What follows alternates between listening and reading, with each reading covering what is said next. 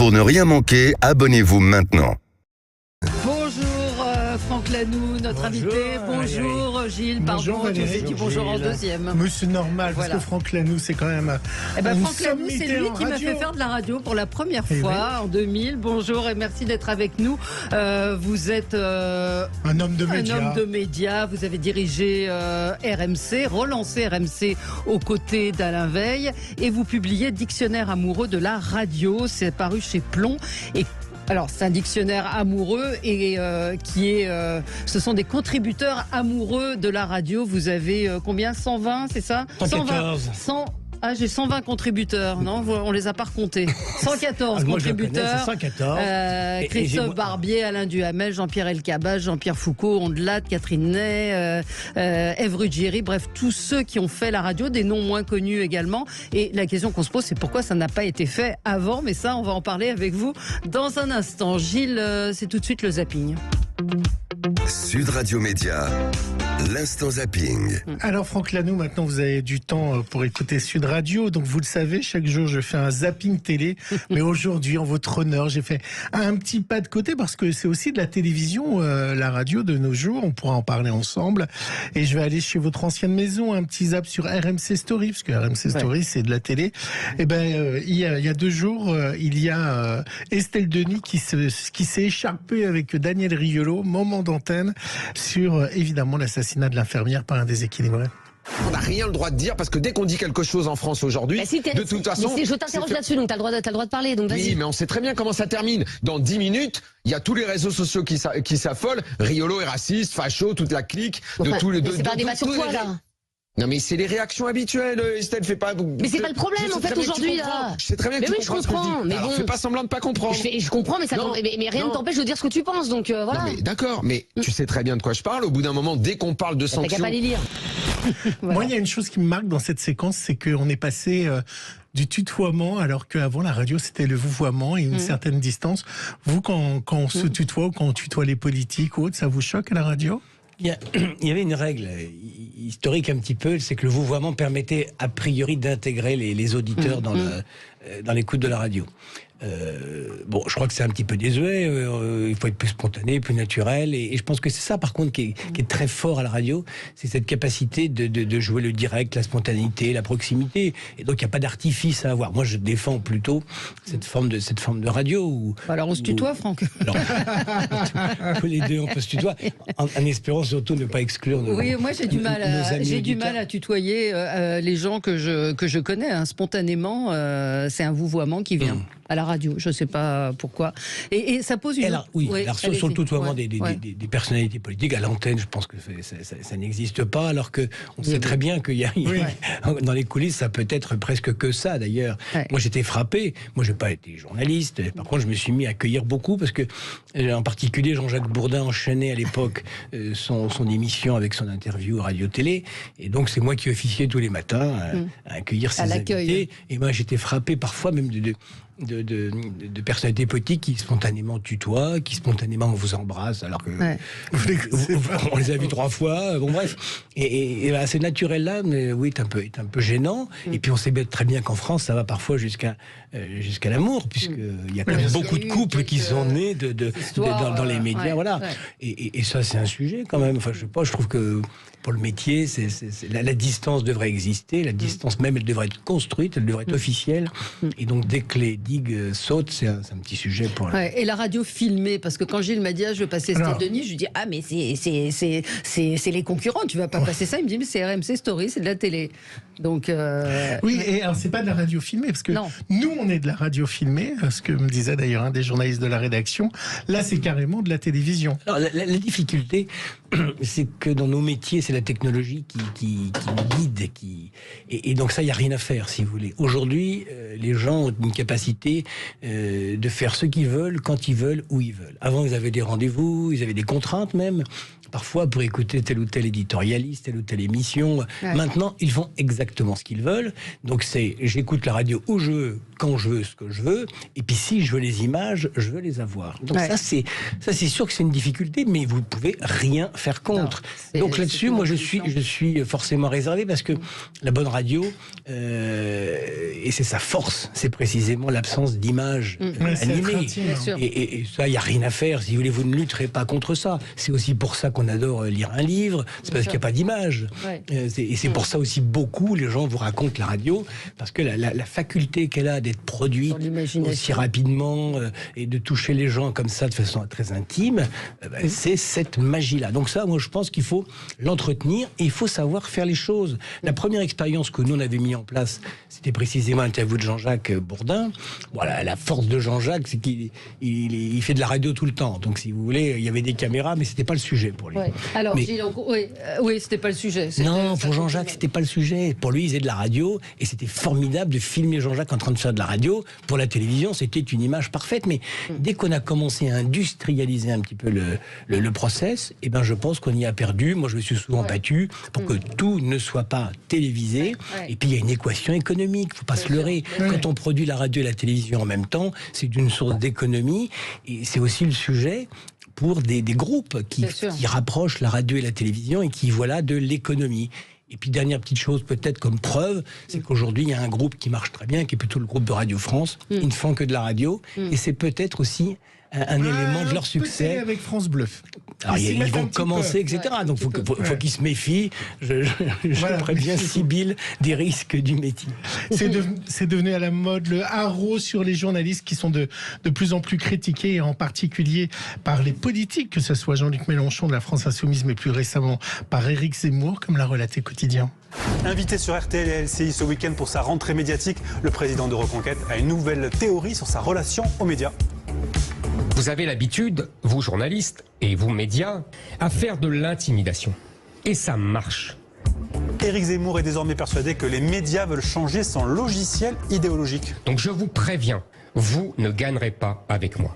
Moi, je continuerai à dire exactement ce que je pense de l'immigration, du grand remplacement. Vous ne m'intimiderez pas. Voilà, les journalistes sont désormais prévenus. On pourra en parler après la pub. Nos amis de Complément d'enquête, Franck Lanoux et Valérie, préparent une émission sur Cyril Hanouna. Ça va être un gros complément d'enquête. Alors évidemment, le parrain de la télévision a appris que les équipes de Tristan Ouellec travaillaient à interviewer ses équipes. Alors le parrain, il a menacé.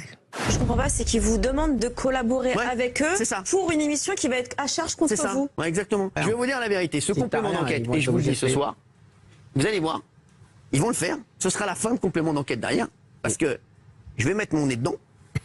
Et vous savez que quand je mets mon nez quelque part, généralement, je fais souvent tout péter.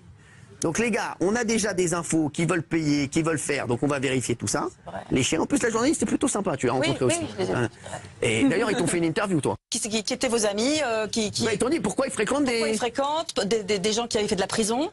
Je dis, mais en fait, il est tout en fait, c'est eux qui vont dire qui tu fréquentes pas, tu vois. C'est le vrai patron de tous les médias.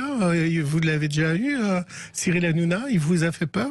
Non, Cyril, je le connais. On se connaît pas très bien, mais concours de circonstances, j'habite à quelques centaines de mètres de son studio. Donc un soir, j'ai été voir l'expérience, comment elle fonctionne et comment il travaille. J'ai aucun sujet concernant Cyril Hanouna. Vous avez peur. Vous avez peur, vous voulez pas parler. Mais Tristan Ouellec a répondu qu'il ne payait aucun témoin. C'est effectivement contraire à l'éthique journalistique. Donc c'est, personne ne paye. C'est Bernard Montiel qui avait dit ça. Personne ne paye les témoins. Et puis un dernier sujet qui va vous concerner, l'after-foot et le sport chez nos confrères. C'est vous, cher Franck Lanoux, qui avez lancé les soirées foot. Eh bien, dans 60 jours, vous savez ce que c'est? C'est la Coupe du Monde féminine de football. Et aussi incroyable que cela puisse paraître, la Coupe du Monde féminine n'a aucun diffuseur télé français. Coupe du Monde avec l'équipe de France, la ministre des Sports, Amélie Oudéa-Castéra, reste zen quand même. D'abord, je pense qu'il ne faut pas paniquer, ça va venir, il y a encore un petit peu de temps. Il y a des difficultés structurelles parce que c'est un dossier où la période de l'année, 20 juillet, 20 août, est pas géniale. Elle a malheureusement été décalée par la FIFA au nom quand c'est la Coupe du Monde masculine, c'est pas un problème. Qui finalement n'a pas eu lieu. Donc ça, c'est quand même pas terrible. Les horaires sont pas très propices puisque ça voudra dire des rencontres à 10h. Il y a plusieurs matchs, heureusement, de l'équipe de France féminine qui seront à midi. Donc, côté FIFA, c'était pas génial sur ces paramètres-là. De l'autre côté, il faut que nos diffuseurs, comme ils s'y sont engagés vis-à-vis de moi, ils y aillent en faveur du foot féminin.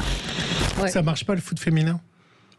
C'est compliqué parce que c'est pas évident et c'est dommage. Enfin, je veux dire, là-dessus il y a pas de sujet. En plus on a des très bonnes équipes, donc ça va arriver. Et en radio, il y a peut-être une question de prix aussi qu'on ignore et qu'il faut laisser l'échéance arriver pour que les droits soient accessibles pour un diffuseur. On a pris du retard, vous allez regretter, Valérie. Je finis pas en musique cette fois-ci. Pourquoi? Si vous voulez. Oh, c'était un jeune chanteur connu par TikTok. Allez, on est très en retard. On est très en retard. À tout de suite avec Franck Lanoux pour parler de la radio. Dites-nous, tiens, auditeurs de Sud Radio, qui nous écoutez, parce que beaucoup nous suivent sur Facebook avec l'image, et sur YouTube, Cocorico, on a 800 000 abonnés. Merci à vous. Racontez-nous ce que représente la radio pour vous. À tout de suite. Sud Radio Média. L'invité du jour. L'invité du jour, c'est Franck Lanoux. Vous avez dirigé de très longtemps des radios. Vous avez commencé sur Énergie, si je crois. RFM. En 82. RFM, Énergie. Vous avez ensuite été le patron d'RMC, de la relance d'RMC aux côtés d'Alain Veil. Et puis, vous publiez ce dictionnaire amoureux de la radio qui paraît chez Plomb. Moi, j'adore cette collection. Je trouve que c'est toujours passionnant. Alors, vous avez été un peu feignant parce que d'habitude, c'est l'auteur qui écrit tous les articles, et là vous avez demandé à des contributeurs ô combien célèbres de chacun parler de la radio à chaque fois dans l'ordre du dictionnaire. Il y a console, il y a casque, il y a la famille qui est écrite par Monique Lemarcy, un très beau texte de Jean-Luc Petit-Renaud. Vous-même, vous avez parlé de la puissance. Racontez-nous un petit peu comment vous avez eu ça. Et puis ça n'a jamais été fait avant. Alors c'est pour ça. Parce que vous dites, oui. La collection existe depuis plus de 20 ans, ils n'avaient jamais fait la radio. Et ça, c'était, pour moi qui était un peu c'était mon sujet, c'était assez incompréhensible. Donc j'ai été les voir, et j'ai compris en effet que pour eux, ils devaient le faire un jour, mais ils ne savaient pas comment s'y prendre. Et je leur ai apporté cette idée de l'ouvrage collectif, en disant, là, au moins vous aurez une belle exposition, on va faire quelque chose de... Et puis il y a peu de personnes, en fin de compte, qui peuvent en fin de compte construire un livre pareil. C'est-à-dire, moi je voulais le faire assez rapidement parce que c'est pas mon métier a priori, et réunir autant de gens, les faire travailler en si peu de temps, sortir les textes, les valider, c'était une petite course contre la montre, mais qui était fort sympathique à faire. Et ce livre n'aurait pas existé autrement en fin de compte. C'est ça que j'ai compris en discutant avec Plomb, donc on l'a fait comme ça. C'est la passion de chacun en fait. Chacun raconte. Vous avez choisi effectivement chacun de vos intervenants en fonction. Il y a Jacques Vendroux sur le sport, évidemment, Monique Lemarcy, je l'ai cité tout à l'heure, sur cette famille, ce que représentait Georges Lang, l'animateur des Nocturnes, parlait de... C'était la grande prêtresse de la musique, la programmatrice. Oui, bien sûr. Et puis, mais la radio, c'est un média d'avenir encore pour vous ? Alors oui, je pense, parce que c'est sûrement le média qui a la dimension humaine la plus importante. C'est assez étonnant la relation, en fin de compte, que les gens qui produisent, qu'on est en train de faire nous en ce moment, ont avec la radio, comme ceux qui l'écoutent au quotidien. Il y a une espèce de lien, de fil imperceptible qui est très puissant. C'est le seul média que les gens revendiquent aimer. C'est-à-dire qu'on ne dit pas j'aime la télévision, j'aime la presse. On dit j'aime tel présentateur, j'aime Valérie Expert, j'aime TF, admettons. Mais on ne dit pas j'aime la télévision, alors que j'aime la radio. L'exercice de l'écoute de la radio, c'est quelque chose qui est profond chez les gens. C'est le média qu'on aime. Et donc le dictionnaire amoureux aurait dû exister depuis belle lurette. Depuis très longtemps. Vous savez pourquoi? C'est parce que c'est le direct. Et c'est le seul média où on est très vite en direct et on peut très vite réagir. Alors vous lirez complètement, parce qu'on en a 600 pages. Et là, vous trouverez en fin de compte. Absolument, oui, ça se trouve n'importe où. Et on peut vraiment surfer en fonction des préférences. Et donc, vous verrez, il y a 150 raisons du fait que pourquoi la radio est spéciale. Brigitte Lahaye. Donc on connaît bien écrit sur l'intimité, par exemple, comment l'intimité fonctionne à la radio. Vous avez des témoignages, des histoires. Il y a aussi quelques explications par rapport à ça. Il y a beaucoup d'anecdotes sur la radio. Mais c'est vrai que c'est là où on explique comment, en effet, cette petite magie est exceptionnelle et rare. Moi, quand j'étais enfant, j'écoutais José Arthur en secret avec un petit poste de radio. Et j'adorais écouter José Arthur. C'est ce qui m'a donné envie d'aller dans les médias. Vous, c'était quoi votre Madeleine de Proust de radio? Alors moi, j'étais piqué à Europe 1. Moi, ma mère m'emmenait à Europe 1. Donc j'allais voir les jeux de Pierre Bellemare. Et je suis ravi parce que j'ai réussi à faire écrire Jean-Paul Rouland, 96 ans, dans le dictionnaire. Et là, j'ai commencé à voir André Arnaud, Jacques Paoli, toutes ces personnalités. Dans le dictionnaire, j'ai également Christian Morin, qui a aussi habité un peu mon enfance. Et donc, c'est plutôt Europe 1. À l'école, on me demandait qu'est-ce que vous voulez faire plus tard sur les petites fiches. Moi, je mettais toujours journaliste à Europe 1. Et puis, j'ai la chance d'avoir 20 ans en 81. C'est l'élection de Mitterrand, c'est la libération des ondes. Et je me fais embarquer par RFM à l'époque, en 82. Et en fin de compte, j'en ai fait mon métier. Ça fait 40 ans que je fais de la radio. J'ai fait l'antenne 3 semaines. J'espère que ma prestation de ce matin n'est pas triste pour vos auditeurs. Pourquoi 3 semaines d'antenne seulement? Parce que vous êtes effectivement derrière, vous êtes un homme de l'ombre. J'étais pas bon. Et j'étais jeune. Tout de suite, je me coinçais, j'écrivais. Je faisais les titres de 7h30 à RFM, c'était un truc très important, j'imagine, dans les années 80.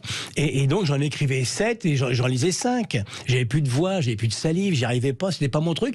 Et puis moi, c'est la machine qui me plaisait. Et c'était recoller tout ça parce que la radio, c'est une telle facilité. Vous avez une idée, là, on dit une bêtise, et tout de suite, tous les Français vont l'entendre. Une très bonne idée qui va nous passer par la tête, on va la donner et les partager tout de suite. Ça n'existe pas, ça, en presse, en télévision. C'est la radio. Ça. Mais vous savez, quand on va, ça m'est arrivé d'aller dans une grande surface demander un transistor, le vendeur ne comprend pas ce que c'est qu'un transistor. C'est-à-dire qu'aujourd'hui, le petit poste de radio, il existe quasiment plus. Non, mais on a la chance. Aujourd'hui, grâce à un smartphone, tous les Français ont un transistor dans la poche. Donc il faut que je l'écoute avec Alexia.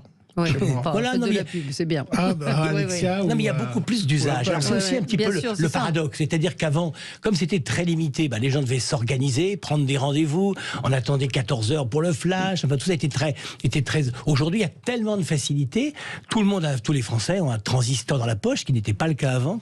Et donc, curieusement, ça laisse en effet beaucoup plus de facilité et ça paraît pour beaucoup moins présent. Mais pour répondre complètement à ta question de tout à l'heure, comme c'est le média le plus humain, je pense qu'aujourd'hui, il est forcé de partager avec les réseaux sociaux, avec la télévision, avec les smartphones, d'autres usages. Mais moi, je suis persuadé que cette dimension-là, elle ne peut pas disparaître. Oui, Gilles, sur la radio. Parce que sur le dictionnaire, franchement, ça, évidemment que j'ai pas tout lu, mais il y a des textes vraiment. Vous avez Philippe Val qui vous parle de la rêverie. Philippe a fait un truc formidable. Très beau, très beau texte. Vous avez eu des refus ou pas? Oui, parce que le travail, s'ajoute au travail et que c'est pas toujours facile pour tout le monde. J'ai eu un refus d'une personne qui présente une émission littéraire, qui m'a dit spontanément, je suis désolé, j'aurais adoré, mais je ne peux pas. Non, le plus inquiétant, ce sont, mais ça je donne pas de nom, ce sont ceux qui ont disparu à partir de mi-décembre et que je n'ai plus jamais réussi à joindre. Mais ils m'avaient promis qu'ils me livraient quelque chose. Et bon, ils vont peut-être le regretter parce que c'est vraiment un excellent travail. Un dictionnaire qui pourrait ressembler à un annuaire. Et c'est vrai qu'il y en a peut-être. Bon. Vous avez Philippe Labro également qui vous explique, qui vous raconte, c'est passionnant, ce que c'est que d'être le directeur d'une station de radio. C'était RTL à l'époque. Pas 20 ans, plus de 20 ans. Voilà, il y a le rire, il y a énormément de choses. Puis il y a des choses très concrètes sur les audiences également. Je ne sais pas si vous voulez. Il y a quelque chose, est-ce qu'il y en a un qui vous a plus touché que les autres? Non, je ne peux pas dire ça, bien évidemment. C'est compliqué. Voilà, donc il commence par Anne Goscinny, qui raconte quelque chose de charmant sur l'addiction à la radio avec son père, avec sa mère, comment ils étaient. Et l'histoire est magnifique. Et ça se termine par Philippe Cavrivière, qui aime bien en effet inventer des mots régulièrement. Et donc il a été auteur. Il a maintenant des auteurs et donc il nous a fait des auteurs. Et après, au milieu de tout ça, vous allez trouver un nombre de personnes, tout le monde va reconnaître bien évidemment. Alors ici, Brigitte et Jean-Jacques, mais Apathy, Éric Brunet, Alain Duhamel, Marie Gildas aussi, qui nous parle beaucoup de Coluche. Jean-Pierre Foucault aussi. Jean-Pierre Foucault qui nous parle de son transistor. Jacques Pradel. Mais ce qui est intéressant, c'est qu'il y a des gens moins connus aussi. Les audiences, il y a des choses plus techniques qui permettent de rentrer dans les coulisses de la radio sur le casque. Moi, j'ai appris, j'ai trouvé ça passionnant. Donc, c'est une très jolie voix de France Musique qui nous raconte ça. Dictionnaire amoureux de la radio, ça paraît chez Plomb. Franck Lanoux, merci d'avoir été avec nous. On postule c'est pour passionnant. Le tome 2 Oui, on postule pour le tome 2. On postule pour le tome 2. Vous viendrez nous voir, Franck. Je ne sais pas si on le fera, mais en tout cas, c'est une très bonne idée parce qu'il y a matière, il y a toujours matière, absolument. Ouais. Merci à vous. Dans un instant, c'est l'immense Jean-Jacques Bourdin, que vous connaissez bien, qui sera avec vous. Qui nous raconte une belle histoire sur les auditeurs. Voilà. À tout de suite. Non, à tout de suite avec Jean-Jacques Bourdin et puis nous demain.